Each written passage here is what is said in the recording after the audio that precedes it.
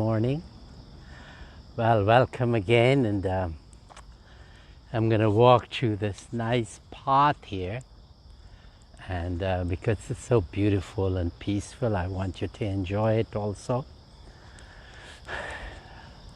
Well, join with me as we chant some inspirational, divine, profound teachings from our scriptures, and let us chant Om 3 times. Join with me as we chant Om 3 times. Take a deep breath. Breathe in. Om.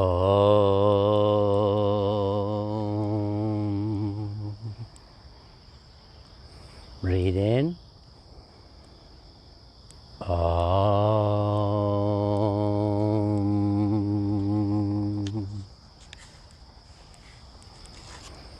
Breathe in.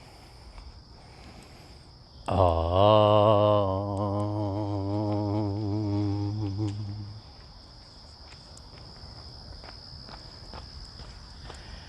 Well, listen to what I chant, stay in that mood, and I'll say repeat some nice things, and let us pay attention in that meditative thing, because that's what you get the full benefit of it. I'm not the body. I'm not the intellect. I'm not the ego. I'm truth, consciousness, and bliss. Satchidanand. I'm all powerful, omnipotent. I'm all pervading, omnipresent. I know the past, present, and future, omniscient. I existed before creation as consciousness. From me, creation manifested. I entered into creation to give it life.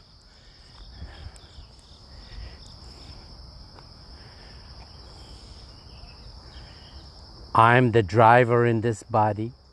This vehicle body is made up of the 5 elements: earth, water, fire, air, space. It is constantly changing. One day I will lose the body for sure.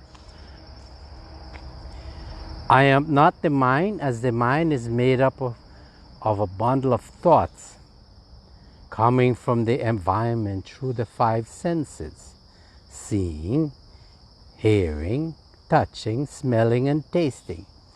I react to the environment through my organs of action: mouth, hands, legs, organs of reproduction, and organs of elimination. The sense organs and organs of actions are instruments totally under my control as I navigate to rediscover that I am consciousness. I'm not the intellect, the power of discrimination, dispassion, as the intellect is influenced and hijacked by my ego. My ego falsely identifies me as I am what I have. I am what I do. I am my reputation. I am different from you. Things are missing in my life, and I'm separated from consciousness. I am free from the body, mind, intellect, and ego identification. I am consciousness. I'm perfection. I'm liberated. Oh, such a beautiful thing, right? Now, this is coming from the Gita. It's really a summary of the Gita coupled with the 10 divine messages for Swami Parameshananda ji. That you will ask the question, what would someone say when they got God realization after intense austerity and tapasya?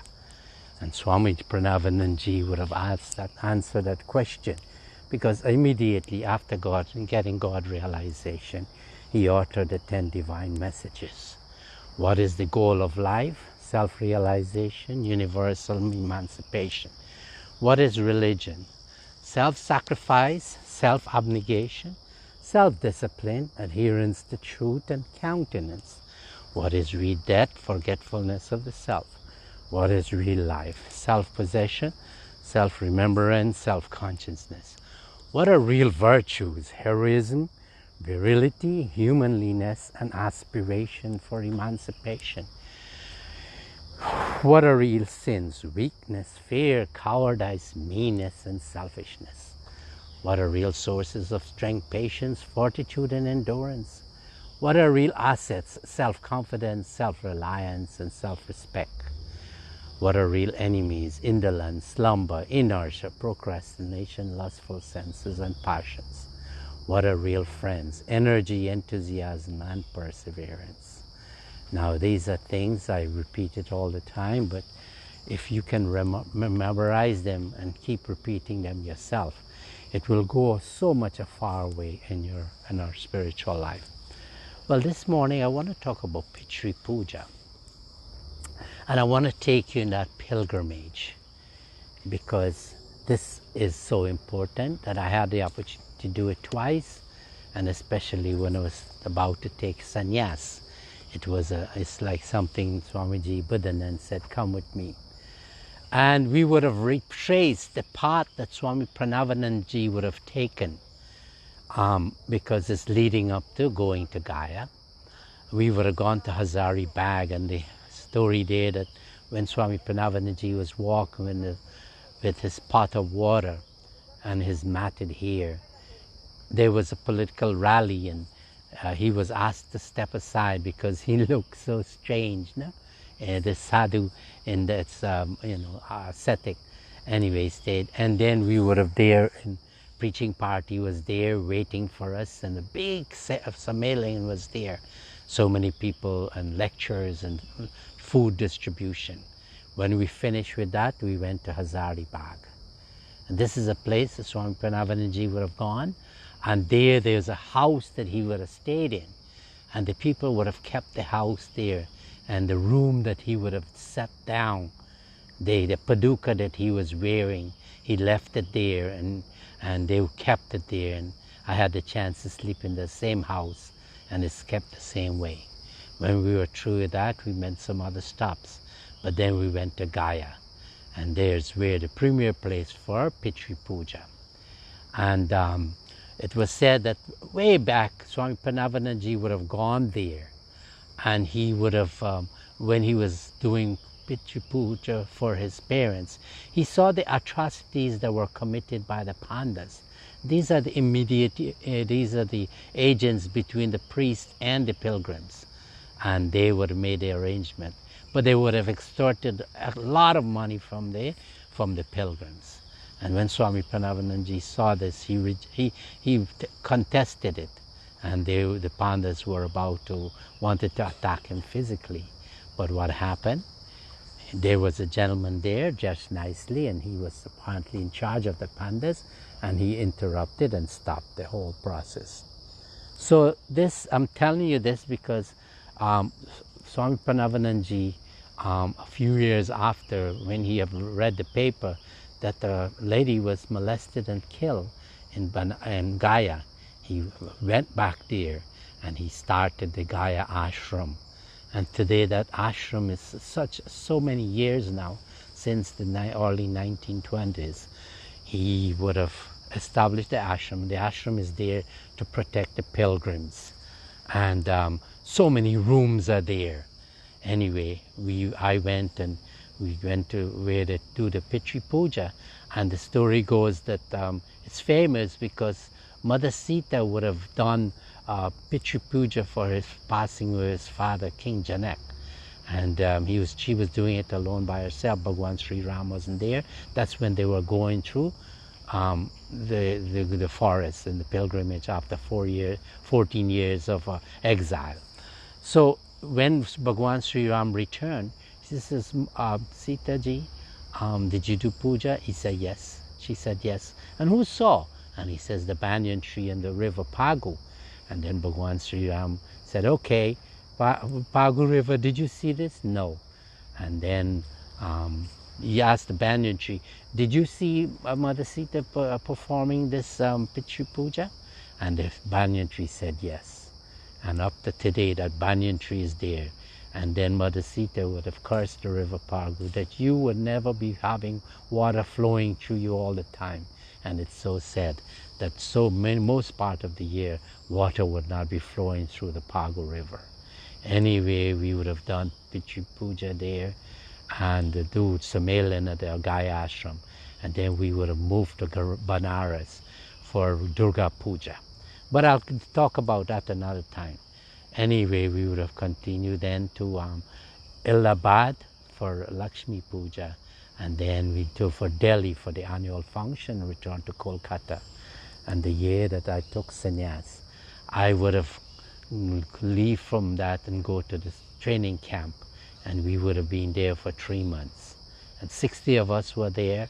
And what a glorious time to know that the same Gurukul that Bhagwan Sri Ram and Sri Brothers would have gone through, the training we had there is that. And to be in that place with confinement for 3 months, not leaving the compound, and cooking and cleaning and going through the training with brother candidates, brahmacharis. Oh, what a glorious time. We had so much divine fun and everything. But when we went to took the initiation, one of the things that we have to do Shraddha for everyone, parents and all people that have passed away that we know, relatives. And then we would have done it for ourselves. So after that, it was a joyous feeling. We took initiation. But after that, it's a new life. So Swamijis are like, we have passed away, and now we are living a new life, a beautiful life, a life that is so pure, that this is why that when we in this life, now what happens, we transcend limitation. We're in that spiritual zone. And I just want to tell you what it is like. That the freedom to serve is there now. And then you in spirit, you become spiritualized. And then what happens when you're in spirit? Oh, your mind transcends limitations. The mind transcends limitations. All your thoughts break their bonds. Your ego is shattered. Your consciousness expands in every direction. There's no past, no present. You live in the future. You give up the past because you have a new life, and now the future is guided by Swami Parameshananda ji. You find yourself in a new great and wonderful world. What is needed is on its way. Whatever resources, financial resources, you live in places you don't have a steady home. Dormant forces, faculties, and talents come alive. The universe collaborates with you. You find yourself in the right place at the right time. Swami Parameshananda is directing you. Whatever he wants you to do, you become a total instrument in her. You discover yourself to be far greater person than you ever dream yourself to be. Spiritual beings. You're a spiritual being having human experience rather than a human being having a spiritual experience. So this morning, Pitri Puja is such a powerful thing that when we do Pitri Puja, what it really means that we're saying goodbye to the loved one, the one that we're doing the Pitri Puja to. And we are turning that soul over to the gods and goddesses, the great souls, the rishis, so that the soul will be properly guided. So when we do Pitri Puja, you remember that it's so necessary that don't be attached to that person anymore. Whatever that relationship, try to break that relationship, because the Pitri Puja, you're doing such great job for them. This morning, let us pay adoration to Surya Narayan. Om Bhara Bhava Swaha Tat Savitur Varenyam Bhargo Devasya Dhimahi Dhiyo Yo Nah Prachodayat. Om Bhara Bhava Swaha